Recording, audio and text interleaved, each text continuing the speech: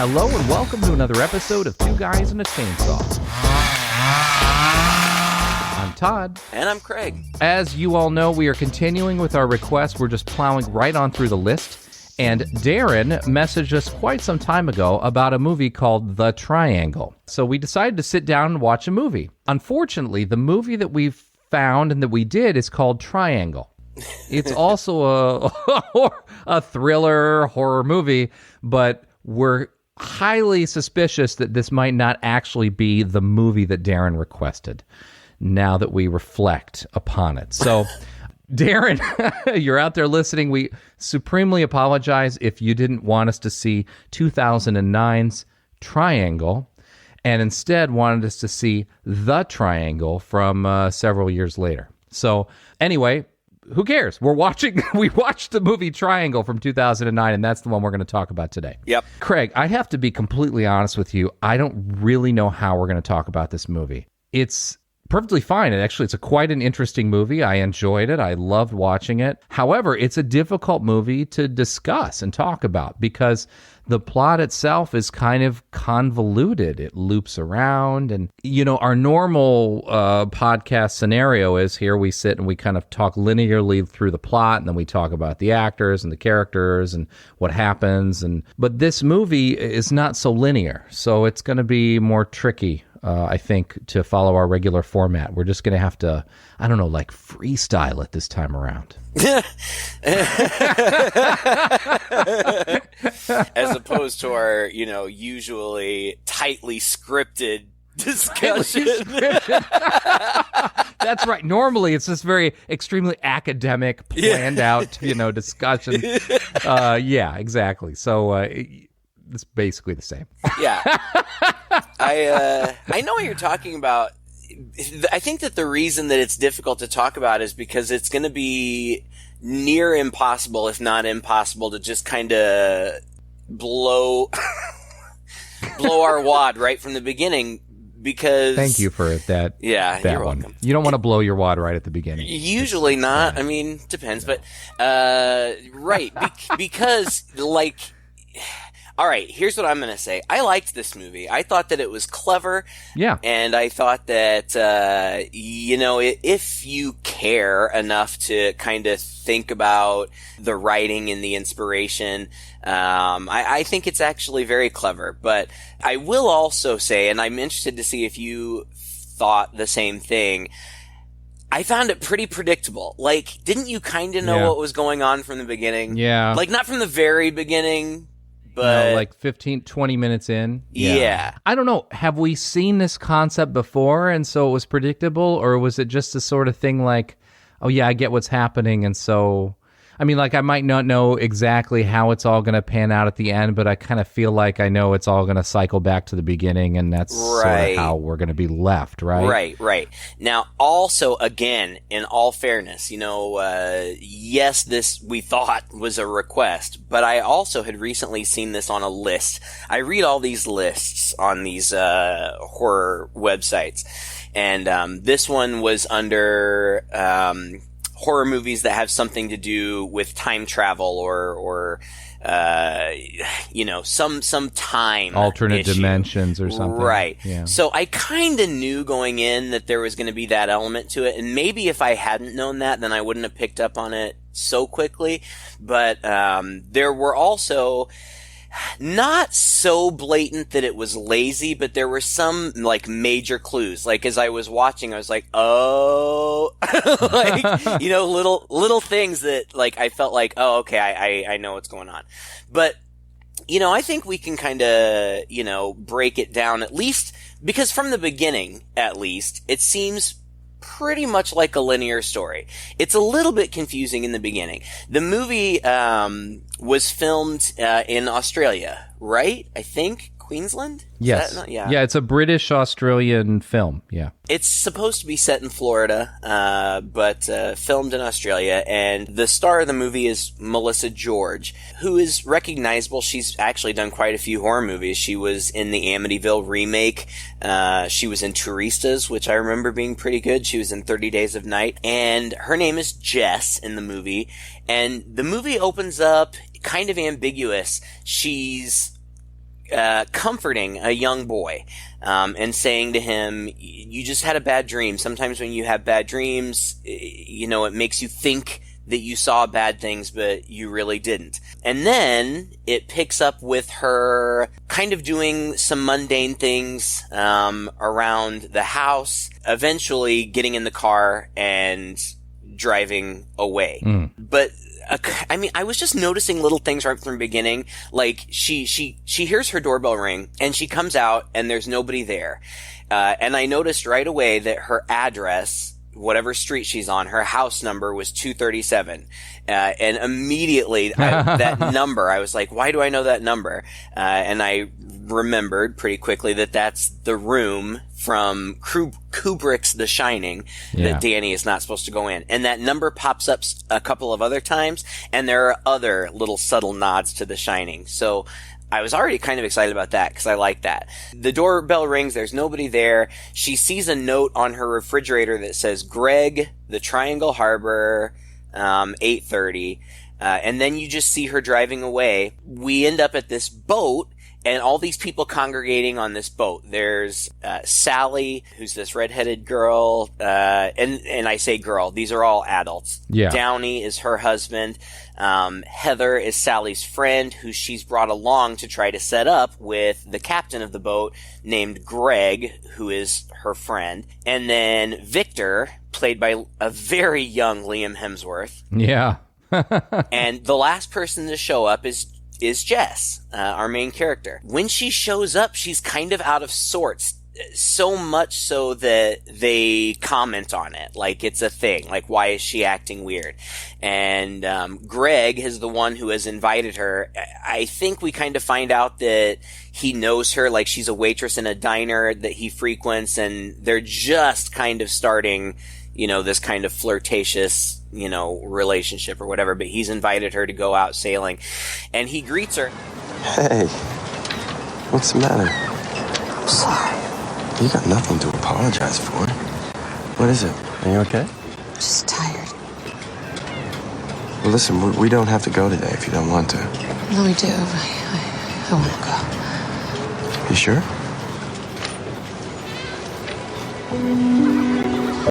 Yeah. She was supposed to have brought her son, who presumably is the kid that we saw her with earlier. She was supposed to bring him with, but she hasn't.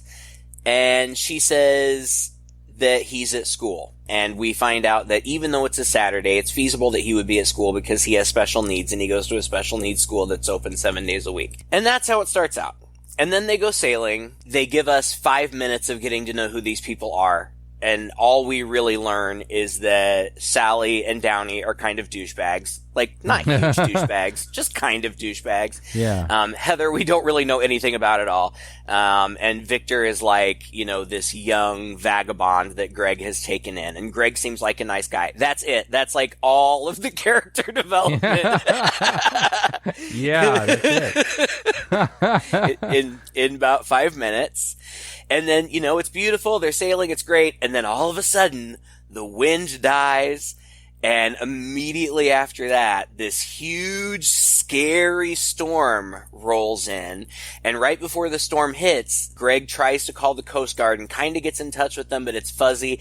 But also at the same time, he hears a distress call from a woman, but the reception is so bad that he just kind of hears this woman saying help, and that's all there is to it. The big storm comes, it's scary, and the boat capsizes. Yeah. And all of that is the build up to then what becomes the central plot. And I just made that sound terribly plotting. It's really not, because it all happens so quickly. But I wanted to get through it because that's, when we get to the central action. It's very economical in the beginning. We get to hear their relationships quite openly because one of the characters actually just basically spells out all of their relationships. Victor, he's staying with me for a bit. He got into some trouble at home. He had to get away, and I found him sleeping behind the store at the harbor.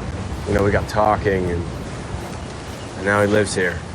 Just like that, you let him move in? Well, I got 3 rooms. I can't sleep in them all. And Downey, I've known him since I was a kid. Sally, his wife, I know her from high school. I dated her for like 4 days in the 8th grade, so technically, she's my ex. It's economical because we don't really need to know. Not really. The movie is very plot driven. This is not a character driven movie. It's all about this twisting web of plot. At the beginning, I was very much like, taking some notes and like looking out, okay, can I remember their name and whatever? And then as the movie went on, I realized there's no way I can keep track of this. In fact, there was really no way I could keep track of the plot itself. It was so twisted and so convoluted that I feel like this movie requires 2 or 3 watchings if you care enough to kind of understand how everything connects together. It's not like Primer, it's not like high level thinking that requires lots of deep thought, but it's just such intricate plotting because what we end up with is a story that is a time loop. It's one layer of activities kind of layered on top of each other through time. If you're really worried, the first time you watch this movie, if you're really worried about decoding it and figuring out exactly what's going on because you think you're going to miss something, I think I would say to you, like, don't worry. Like, just watch the movie, take it in, and by the end of it, you'll know what's going on, and none of the little details are really going to matter. Yeah. Yeah. That's kind of it in a nutshell. I mean, they're stranded. The boat is capsized. They enter some kind of storm. One of them is out from the storm. Heather is gone. That's right. We never see her again. We don't know what happened to her. Presumably she drowned. We don't know. Yeah, but that's a bit of a mystery, right? Though, where's Heather? And so they end up on the upside down part of this boat, just sitting around, and a giant ocean liner kind of comes into view. Our main character, Jess, thinks she sees somebody up on the dock, but it's not very clear because the sun's behind it. And they end up boarding this ship, and it's deserted, but the lights are on, and it's a floating ship out in the middle of the sea. The ship itself is called the Aeolus. And right away, I saw that it was named that, and I'm like, that's got to be significant. So I paused the movie, and then I paused the movie, and I'm Googling it, and I find out that Aeolus was in Greek mythology the divine keeper of the winds. He was the king of a mythical floating island called Aeolia or something like that. And his job was to keep the violent storm winds locked inside the caverns of his island, and he would release them when the gods called for destruction on man. And I'm like, okay, well, that's cool. That makes a lot of sense. And then I was mad at myself because they explain all that later. I'm like, I didn't need to take the time to do research because they were going to lay that all out eventually anyway. Yeah, you dumbass. What are you thinking? Another interesting thing that I didn't find in my research, but what they said, and is true because I double-checked it, is that also in the mythology, Aeolus is the father of Sisyphus, and Sisyphus is the guy that had to, constantly push the rock up the hill and then it would just go down the other side, and he was, fated to just have to do that for eternity, which in the end is actually really cool because it ties into the movie so well. In fact, this, all of this mythology, I feel like the mythology was their jumping off point for the movie. Yeah. But I didn't really put it all together until the end. But then when it ended and I was reading about connections and stuff, I'm like, that's actually really clever. So I do have to give them props for kind of the cleverness of the concept. Well, the director of the movie is also the writer. His name is Christopher Smith. He's a British guy, and actually he's written and directed most of the movies he's done, which is not a lot. Before this movie, he did like 4 other films, 2 shorts and 1 other film. And then after that, he did a few more films, some episodes of some television productions. He's got some stuff right now in post-production as well. This is the kind of movie that comes from a writer-director, I think. It's very high concept and clever. And like you said, it really takes this mythology as a jumping off point and has a lot of touch points in there. So, it's not the kind of movie that you think you write the script and you send out in the market and see how it goes. You sort of have to believe in this film in order to produce it, I think. And so, Yeah, as a director, I think he was quite competent. You know, the cinematography in this movie doesn't call attention to itself. It's just good. It's just fine for what it is, right? The writing in this movie is, like I said, it's heavily plotted. It's short on character, but it's not like these characters are people that are not convincing. Everything's fine. Everything's fine about this movie. Well, the characters don't matter so much, except for we follow Jess so closely. Like, it's about her. Yeah, on its face, it looks like it's an ensemble piece because there's so few actors in it, but really the other characters are pretty inconsequential. You really are following Jess through this whole thing, and she is the one that you are, well, I guess I shouldn't say you, that I was concerned about, that I was interested in getting to know. Right. And I thought that the movie also did something really clever in endearing me to her just because, you know, she's in all this peril, she's confused, she doesn't know what's going on, she's figuring out things as we're figuring them out, maybe a little bit slower than us. By the end of the movie, you know, Jess is your girl and you're rooting for her. And then at the end, it pulls the rug out from under you a little bit. And I thought that was really interesting too. But that's getting way ahead of myself. Well, they board the boat and they wander around and they, somebody says something about the mythology of the character, blah, blah, blah. And they're just wandering around. And the point of this is that Jess is having this constant deja vu. Right. I know I've been here before. I just feel like I've been here before. They're seeing somebody every now and then darting away, like there's movement down the hallway or something. And then they even find Jess's keys, like her actual keys are right there on the boat. She finds them. She's like, these are my keys. And they're like, no way. She's like, no, this is like my house key. This is my car key. This is whatever. It's got a picture of my kid in it. Like, yeah, they're clear. Trust me, they're mine. They're definitely my key. Don't argue with me on this one. So there's this, and then, you know, they wander around and they come into a bathroom where, well, if they follow some blood, there's like a blood trail. Well, first they go like to the dining hall. Not only is this ship deserted, it's not decrepit. It looks like everybody just disappeared. Like, when they're in the dining hall, like there's like a banquet set up, like a buffet with, and all the food is fresh and looks great. And then they decide to split off. Victor goes off on his own because Jess saw somebody, like when they were all in the dining hall, she saw somebody, like you said, kind of dart off, around a corner or whatever. So Victor goes off and looks for him. And then Jess and Greg go off together, leaving the married couple, Downey and Sally, in the dining room. And Jess and Greg, I think maybe you're right. Maybe they follow some blood or something, but it leads them to a particular room. Guess what room? Room 237. And they go in there, and the water is running. They can hear the water running in the bathroom. And they go in, and the bathroom's all steamed up, and written on the mirror, again, another throwback to The Shining, written on the mirror is "Go to the theater" in blood. Yeah. And so they go out. I feel like at this point, Jess and Greg kind of have a little argument because she keeps saying there's something not right. Every corner we turn, I'm having deja vu. I know this place.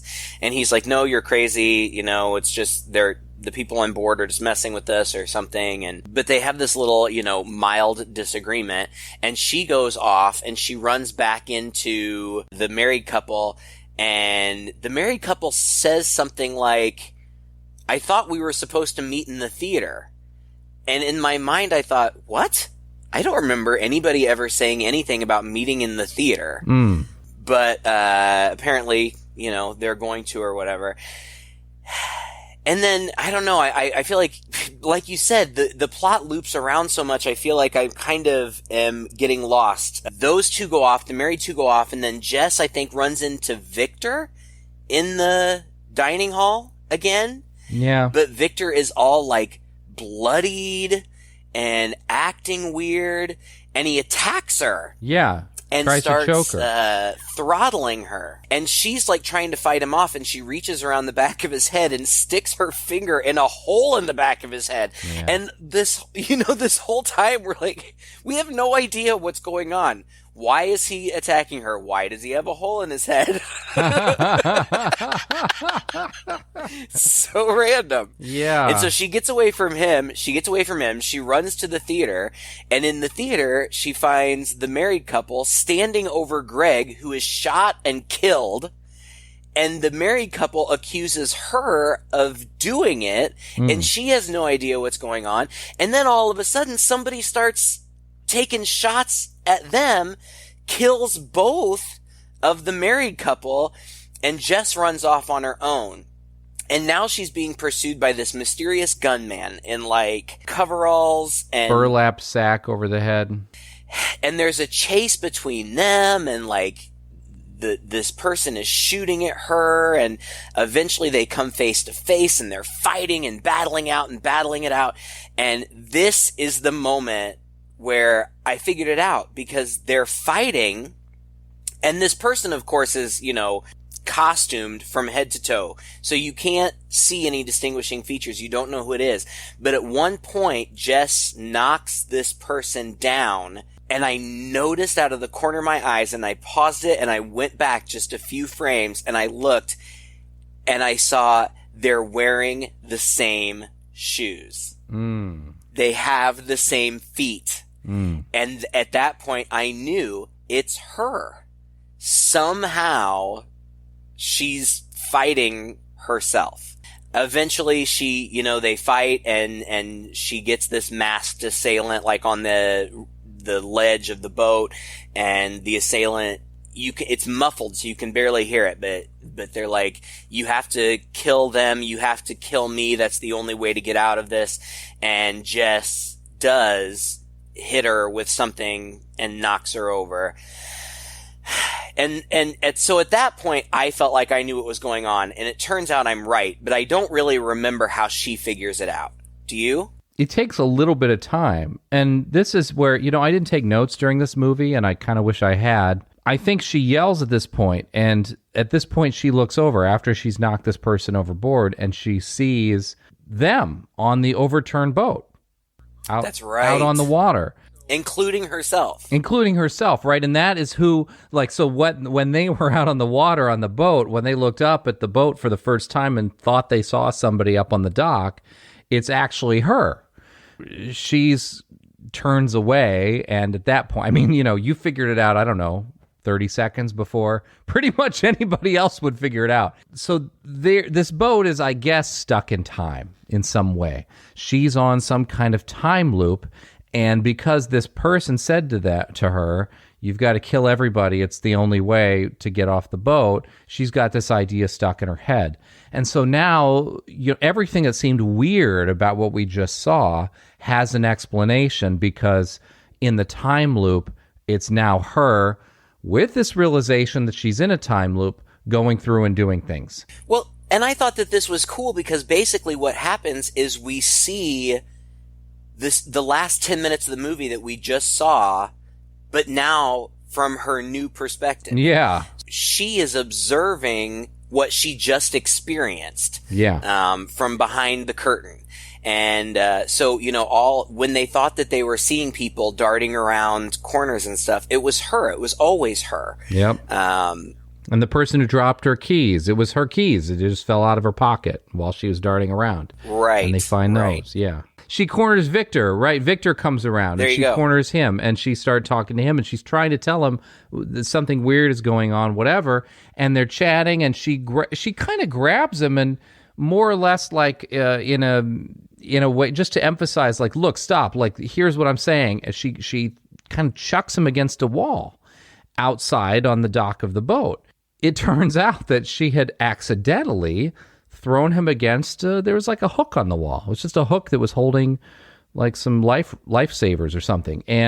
But that was what the hole in the back of his head was, is that she had accidentally impaled him on this thing. Then it's clear what's going on, right? You know, he's been impaled. She runs into the ship, and she finds. Here's the thing: like, she starts to find duplicates of everything. Yes. Duplicates of her outfits.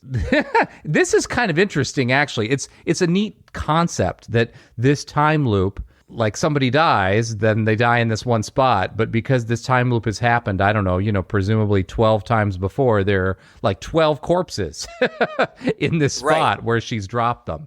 And all the same person. Exactly. And so you're seeing the fact that this is not only is she replaying what she's done, but like before this moment that we're experiencing now, she has replayed through this loop a lot of times with pretty much the same result, which seems very fatalistic, right? And at this point in the movie, you're kind of watching, at least I was thinking, my God, like, how is this movie going to end?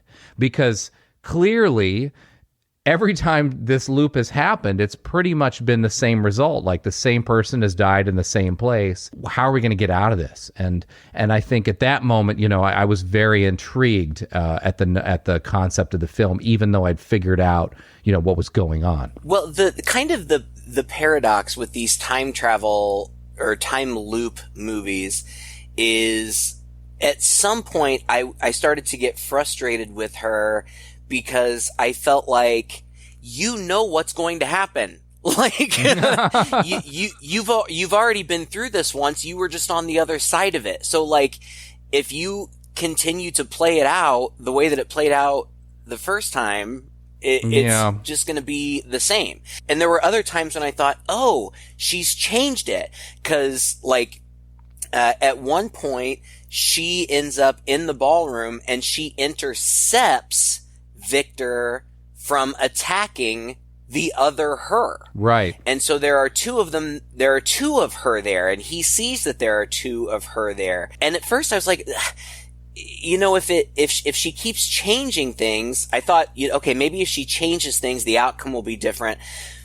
The determination that I came to is that she really wasn't changing things. It's just that she didn't realize, and it didn't even occur to me. She finally figures out that the boat comes back every time everybody else is dead. But for whatever reason, that doesn't pertain to her.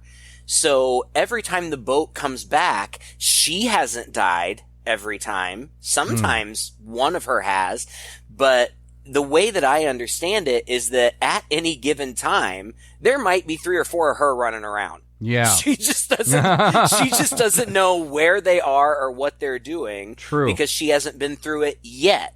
That also, it made me start questioning, and this is, kind of heady, and I don't think that the movie really merits that much thought, but this person that we've been following from the beginning of the movie, is she even the original Jess? Yeah. Or is she just a doppelganger?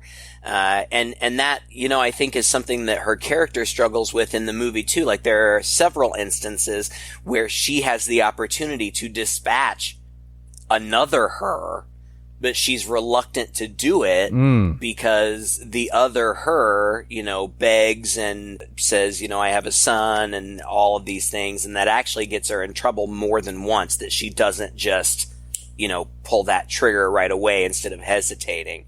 But I think that these movies can fall into traps where things become completely implausible. Yeah. And I thought that this one did a good enough job of making me think, okay, it kind of makes sense. Yeah. There could be several of her. At one point, she watches herself fight herself and kill herself. So we know in that moment there's at least 3 of them, and who knows how many others there are skulking around. But it is, that whole middle 45 minutes or whatever is her just kind of coming upon these things. Like, she finds a whole pile of notes that says you have to kill them all, or if they board, kill them all. And she grabs a piece of paper and writes it herself and compares the handwriting and realizes that it's her handwriting. But there are literally dozens, like there's a pile of these notes, like this has happened over and over again. At another point, she like falls down or something. No, she looks down and she sees her necklace hanging in a grate. And as she's bending over to pick it up, the necklace that she's wearing gets caught in the grate and breaks off her neck and falls down into the grate. And she looks down in there and there's a whole pile of them. So like, this has obviously happened many, many times. The most jarring episode or example of that is the one that you already referred to, where one of her, not the one that we're following, but one of her has stabbed Sally, and Sally is running away from the Jess that we know, even though she's trying to say it wasn't really me, and she ends up on a deck that apparently nobody else ever goes to, because there are literally just dozens of dead Sallys up there. And I thought that was really cool. Yeah, it was cool. And this movie I think if it's not well written enough, it just becomes this exercise in what the hell's going on. I'm just going to have to wait and see. And you kind of give up and you lose yourself just in the plot. And maybe I'm just not a smart guy, but I just didn't give myself any credit for being able to figure out all the convolutions as this thing was going on. So at one point I just kind of was like, yeah, I don't think I'm gonna be able to figure this out, but the writer does a very good job of inserting at just the right moment a little bit of intrigue, because as she frickin' stabs, I think it was Sally, brutally to death. And at this moment I was thinking, she's loving this. Like, she's going after these people with this gusto that, like, what in any of these timelines has happened to her? What new information did she get that made her such a ruthless killer of these people? Mm-hmm. And she says, I'm sorry to do this, but I just love my son too much. Mm-hmm. And I'm like, whoa, wait a second. Like, wait, okay. So there's clearly some connection between what's going on and her autistic son. But now you're wondering, because her son's not been present in any of this before, what connection could possibly her autistic son have to do with what's going on in this ship and making her a ruthless killer? And so once again, even though all this kind of nonsense is happening and I'm just kind of starting to turn my brain off because I don't feel like I have any hope of unraveling this heavily plotted time loop, I'm suddenly intrigued again. Mm-hmm. What is it about this that's driving her that has to do with her son? And so at that point, it's like it kind of snapped my brain to attention again. And I thought that was a very clever moment, probably about midway through the film. Well, I thought it was clever too, because we keep seeing these alternate versions of her, and all of them, like you said, are very violent and brutal and aggressive, and it seems very out of character for her. But I thought that the movie did a good job of, and I suppose I should give credit to Melissa George too, because as we follow her throughout the course of the movie, she becomes that. The more desperate she gets, right, the more comfortable she becomes with doing what she feels like she has to do. Her plan is, she realizes eventually that once all of her peers are dead, that's when the boat reappears. And so she figures out that one of her old selves was trying to tell her, if you kill them all, the boat will come back. And if the boat comes back, you can get on the boat and escape this. The sailboat, the capsized sailboat. Right. And so that's ultimately what she's trying to do. I mean, there's one point early on when she realizes that's what's happening, and the last person dies, and she runs up and she sees the boats there. Again, everybody comes aboard the liner, and she's looking at the capsized sailboat, and I'm like shouting at my screen, like, jump! Like, what are you waiting for? Get on that damn thing. Do you really want to have to go through killing them all again? Like, just freaking jump. But I guess you probably shouldn't jump off the top deck of an ocean liner. I don't know. Whatever. Yeah. But that's kind of it, right? I mean, Yeah, we're done talking about the main plot of the movie because the rest of it's sort of the end. right. I mean, everything starts coming together. Like, we realized that the reason earlier on the married couple had said, I thought you said we were supposed to go to the theater. Well, we had never heard that before, but unbeknownst to us, one of the other Jesses had told them that. And so now our Jess tells them that to get them in place so that, she can dispatch them. These little things just come together. Finally, we're following the Jess that has the bag over her head. Right. That's trying to shoot the Jess that's out on the deck that's fighting herself. Right. And so we're on her side of the perspective now.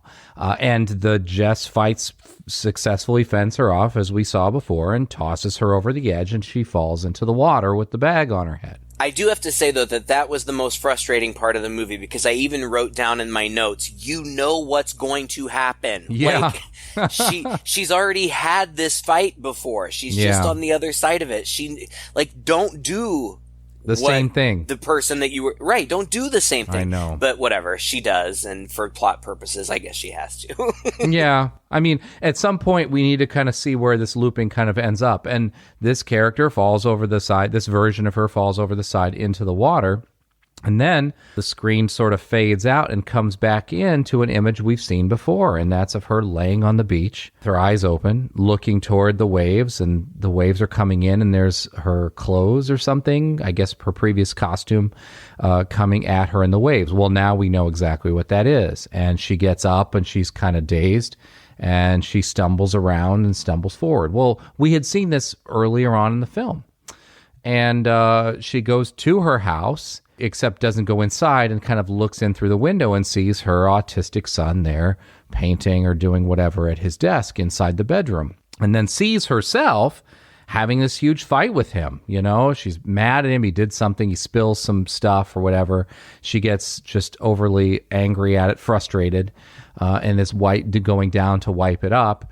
And the doorbell rings, which is her, right? So this version of Jess we're now following is the one who rang the doorbell and sort of ran away, hid in the shed. So now we're looping around very much to the beginning of the movie, and you're like, oh, okay, this is how it's all coming together. But still, in the back of my mind, I'm thinking, okay, now I need the answer. Like, how does everything that we've seen before, how is it going to possibly save her autistic son? This is the part that I was saying I thought was so clever, because it kind of pulled the rug out from under me, because the whole movie, she's been so motivated by wanting to get back to her son. I mean, she has just been adamant about it, and she gets pissy with other characters if they question her motivation. It's always like, I love my son, I'm doing this for my son. So you're thinking, oh my God, this poor mother, all she wants to do is make sure that her poor autistic son is okay. And then not only does she get back and she witnesses herself, and in my mind, I thought, oh my gosh, it's not just happening on the boat. I hadn't even considered that. I thought, right, it's the boat thing, but it's not just the boat thing. It's her.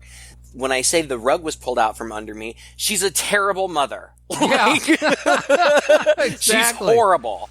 Yeah. She's awful.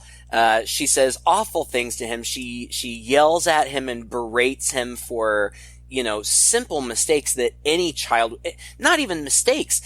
He spills some paint. The reason that he spills paint is because he sees his mother, and then he turns around over his shoulder and sees his mother also outside the window, which startles him, and he spills the paint.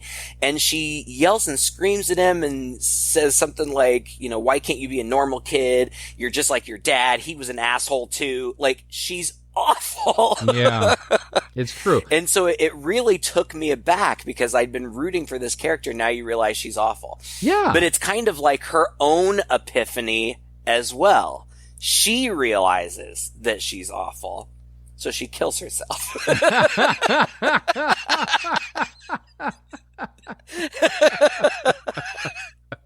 The end. Thank you for listening. There's a problem with this movie, really. I mean, there's ultimately a problem with this movie, is where does this cycle start? Where is the point in which the story she's allowed to step outside of herself and become a second entity and start looping around, right? And I think that's just a thing that we just have to accept to be able to bring some closure to the concept. But her character in film ends up getting in the car with her son and driving down the road. But again, this was all very clever because when I say she kills herself, I mean that the Jess that we've been following murders her mean self that was just mean to her son and piles her in the car. And so we realized that everything that we saw in the beginning of the movie was this already in action. This was already happening. Yeah. When she was comforting her kid, the reason she was comforting her kid and saying bad dreams make you see bad things is because he had just witnessed her killing her doppelganger. And so she's trying to comfort him for that. That was a cool moment because I thought, you won. You had your redemption. You killed this horrible version of yourself. Now you've kind of come around. You've seen it from the outside and you've been given this chance and you escaped your loop and, all this is great. But of course, we know that happened at the beginning of the movie, right? So it can't really be the end. And she gets in the car with him and they drive. And he distracts her. She's distracted. I can't remember exactly what happened there. A seagull hits the... Oh, that's right. Oh, God, and there's been seagull imagery throughout. Yes. A seagull hits the windshield and blood splatters all over. And so her son in the back seat is freaking out. And she's trying to calm him. But in doing so, she is looking over her shoulder back at him. And she veers over the median. And hits a semi. No. Before no. You're right. She stops. She stops and she exits the car to go get the dead seagull. And she walks to the edge of the road and tosses the seagull over the edge of the road onto the ground by the bay and looks down. And you see, again, there are like a dozen or more seagulls, dead seagulls there. So suddenly you're like, oh my God, like this is part of the time loop. This has happened before. Yep. So she hasn't escaped anything. Like she's still in this. Nope. Something's going to happen. And like you said, she comes back. She starts driving down the road again. She gets distracted, veers the car off into a semi. The car completely flips over. And she's dead. She's dead. Her son's dead. And now the camera pans over. And there she also is, standing in the middle of the road, witnessing this, seeing herself and her son dead. And there's a guy who walks up behind her and says, hey, are you okay? And she's like, oh, whatever. Who are you? And he says, I'm just a driver. Do you need a ride? And she says, yes. So this is supposed to be... He also says, well, when you say, there's the crash and then she's dead and the son's dead, it's a little bit ambiguous, but the way that I understood it, because she had packed the doppelganger's corpse in the car. Oh. And so I think that the her that's dead on the road is the her that she had already killed and put in the trunk. You think so? And I think so, but it's a little ambiguous. I was reading about it online. It's a little bit ambiguous. And so she, the driver, is somehow has survived and is standing there. And that the mysterious driver comes up to her, and the thing that he says to her is, no sense in trying to save the kid. There's not anything that anybody could do to bring him back. Mm. And you see this moment of realization on her face, and he says, can I take you somewhere? And she says, yeah, take me to the marina. And she drives him back to the marina, or he drives her back to the marina, and she sleeps on the way there. And then when she gets there, he says, I'll keep the meter running. You'll come back, right? And she says, yeah, I promise. And then we see this, the opening or the earlier scene of the movie plays out again, but again, now from her perspective. So instead of us seeing all the people on the boat, we see her approaching the boat. And when she comes up to Greg and is acting all weird, and he says, are you okay? And she says, I'm sorry. We know now what she's apologizing for, because she is putting this back into motion, which means she's going to have to kill them all again. If she wants another chance at this. which I thought was really clever. Now, I was reading online that the driver is symbolically the mythological ferryman who delivers lost souls to purgatory. Charon. Yes. And Sisyphus, who was the son of that god, Aeolus, which is the name of the boat, the reason that he was doomed to keep rolling that boulder over the hill over and over again was because he had lied to death or something like that. He had broken a promise, just like Jess breaks the promise with the cab driver, which then puts her in this purgatory of doing the same thing over and over and over again. And I think that the suggestion is that this is like her purgatory. She's just doomed to continue repeating these events over and over and over again. And maybe she deserves it, because apparently she was a pretty terrible person. Yeah, right. I think I love a clever film like this. I mean, I think if we really talked about this longer, we could start to poke holes. Probably. We could talk about time paradoxes, and we could talk about kind of, like at what point, the first time all this happened, right? There was no doppelganger in the trunk. There was no, yes, there was. No. I mean the very, very, very first time in life that this could have happened to her. Yeah, she didn't have a doppelganger, right? So, I mean, it's you can poke holes in this, but who wants to do that? It's just a clever plot. It's a fun kind of movie. You get the idea. It's smart, and it kind of leaves you with this kind of feeling at the end, like these kind of movies tend to do. So, I don't want to examine it too deeply for those kinds of things. I thought it was smart. I thought it was smart too. The one thing that kind of bothers me, and I'd kind of like to go back and watch the first half hour again, because the suggestion is that from our timeline, from when we started watching the movie, the Jess that we have been watching knows what's going to happen. Right. And I don't know. I want to go back and see the performance again and see if, beyond her just acting kind of funny on the dock, if there's anything else to suggest that all along she knows what's going to happen. True. Because that doesn't really make sense unless she's just a really good actor pretending to be surprised. Oh, I'm having this deja vu. Like, oh my gosh, these are my keys. Like, in theory, she should know all of that. Yeah. You know what I mean? Like, nothing should be a surprise to her. Well, and there are things that actually play out differently the second or third time around, right?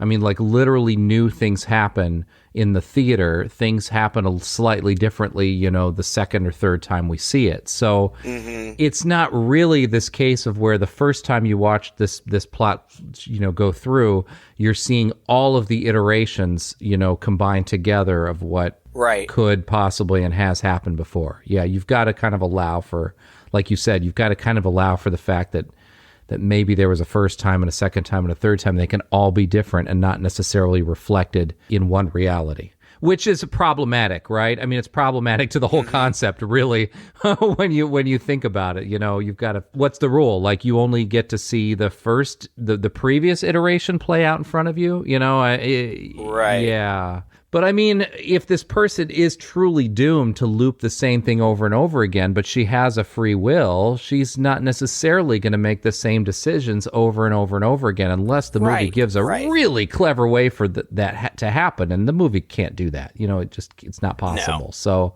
we've got to kind of accept the fact that maybe we're viewing an incomplete version of it every time. Or just that things kind of loop twice, and then that double loop just kind of happens ad infinitum. I don't know. Right. It's hard to talk about this. Or right. I mean, that's it. Like, I think if we were really talking about the logistics of time loops, in theory, it would have to be exactly the same every time. Or I don't know. There would have to be. It always has to end up the same. Yeah. One way or another, if it's going to continue to loop.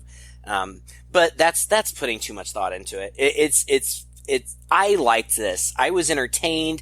I was really curious to see how things were going to play out. I was surprised throughout. You know, even once you figure out what's going on, I thought that whether it was the writing or just the timing of things, you know, finding those piles of things, and especially that pile of dead Sallys. Even though I knew what was going on, even though I knew it was a loop, even though I knew it had happened over and over again, that visual representation of it, of Sally dragging her dying body through a pile of dead hers, like that, it was cool. And it really kept my interest. I did, you know, it's not a long movie. It's only an hour and a half, I think. But it's so plot heavy that it maybe felt a little bit longer, but not in a bad way for me. I never felt like it was slow. I was never bored. I didn't think it was dragging. I was constantly thinking, you know, what's going on? What's going to happen next? How's she going to get out of this? I liked it. I would recommend this movie even to people who aren't huge horror fans. I think that if you're a fan of just interesting, twisty storytelling, I think this has kind of a broad appeal in that way. You know, that didn't have to happen. I mean, you can tell a story like this and not have the pile of bodies there, you know? Right. Actually, it kind of doesn't make a lot of sense, really, that there would be piles of bodies there if it's kind of a time loop. I mean, it's not like we're seeing in the same scene 10 Sallys attacking 10 Sallys when they're alive. That in and of itself is a cool concept, but it actually doesn't quite make a lot of logical sense, right? But it does in the world of the movie, because there can't be doubles. There can't be doubles of the other people because they all have to die before they come back. Jess doesn't have to die. There can be multiple iterations of her because the return of the sailboat isn't contingent upon her dying. It's only contingent upon the rest of them dying. Yeah, so there would never be more than one of any of the rest of them, only Jess. Or at least alive. Their bodies would be there. Right. Which kind of, if you haven't seen the movie, it kind of begs the question, well, why aren't they finding their bodies all over the place? Well, it's because Jess disposes of all of them, except for Sally's, because apparently Sally's is up on some deck that nobody ever goes to. Oh, that's a good point. Oh, yeah, because I'm like, well, why aren't there a bunch of bodies in the theater? You know, why aren't there whatever? But yeah, I guess you're right. She does take care of those, I guess, right? Mm-hmm. So, yeah. Good point. Well, I agree with you. I thought it was a nice movie. I enjoyed it. It kept me guessing, and just to the point where I was about to kind of give up trying to make sense of it, and I thought, okay, whatever. You know, it dropped in a little bit of intrigue that made me that had me looking toward the end. You know, thinking, well, what could possibly be the end result of this? How could these things connect? And it was depressing. It was very depressing, you know? I mean, it doesn't end well for her. It doesn't end well. No, it's bleak. It's super bleak. And her poor autistic son, who she was a total dick towards, is dead. And there's nothing, you know, that can be done about it. It's just like a good horror movie should be. Super bleak and depressing. You know? All right. Well, thank you again for listening. We apologize if this is not exactly the movie that was requested. We'll probably get to that later. We will dive into The Triangle at some point later. But if you enjoyed this podcast, please share it with a friend. If you enjoyed this movie, let us know what you thought of it and our interpretation of it by just Googling Two Guys and a Chainsaw. We have a Facebook page. We have a website, twoguys.red40net.com. We also have a YouTube channel you can go to. Leave us a comment, any one of those places, as well as give us a request for any film that you particularly enjoy that you would like us to review. Until next time, I'm Todd. And I'm Craig. With Two Guys and a Chainsaw.